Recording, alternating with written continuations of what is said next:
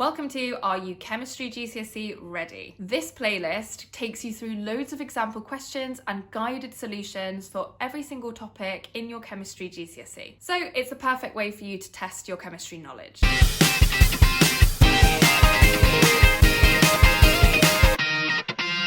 If you feel like you need a quick review or you just want the ideal revision companion for these videos, then make sure to download my free chemistry GCSE revision notes. I've linked them in the description below. Or if you're ready, let's dive straight in. Corrosion. So what is corrosion? What is rust? What's the difference between these two?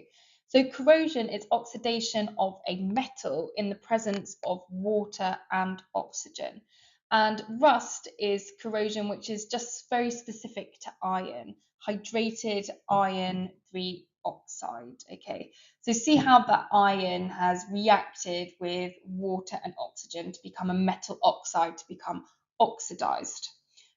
It's a brown flaky substance that breaks away to reveal more iron, which can then also rust. How do we prevent corrosion? Well, we could use the barrier method. So that would be either painting your metal or coating it in plastic.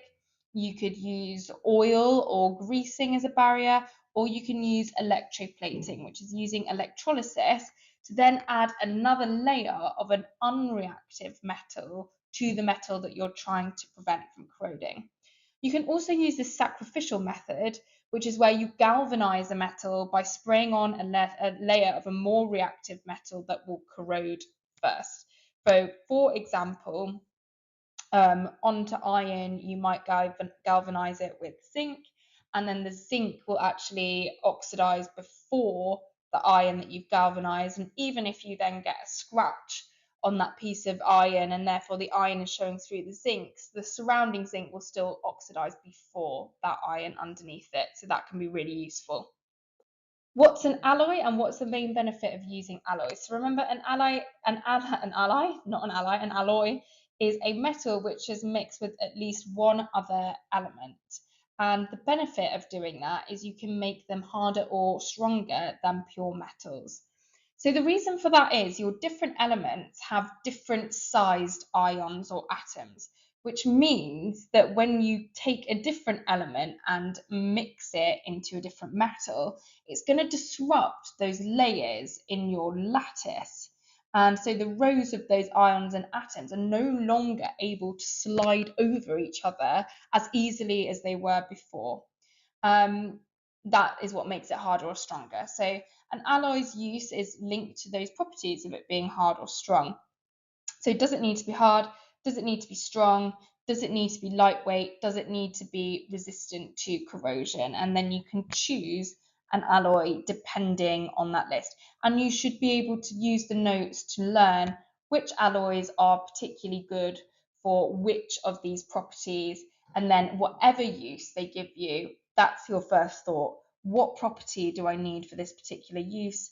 Okay, which alloys do I know that have that particular property? Just before we go into the tips and tricks section, if you do want some extra advice to getting that grade 9 for your GCSE, then why not download my free 20-minute exam success guide? Just click on the link in the description below. I'm going to give away all of my best advice and secrets, and completely for free, so why not? Tips and tricks for this section then. You've already seen lots of examples of corrosion prevention out there in the real world.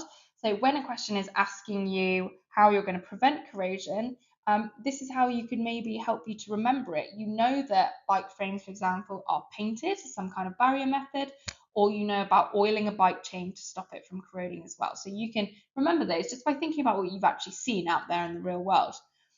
For those of you who are doing alloys, so this is not all of you, but you'll know if it's you because it will have been in the notes. Make sure that you learn at least one example of a use of each alloy. You need to be able to explain why it's used for that purpose by referring back to the properties. So start with the use, then work backwards. What properties must it have? And therefore, what alloy has those properties and what would therefore be a good choice?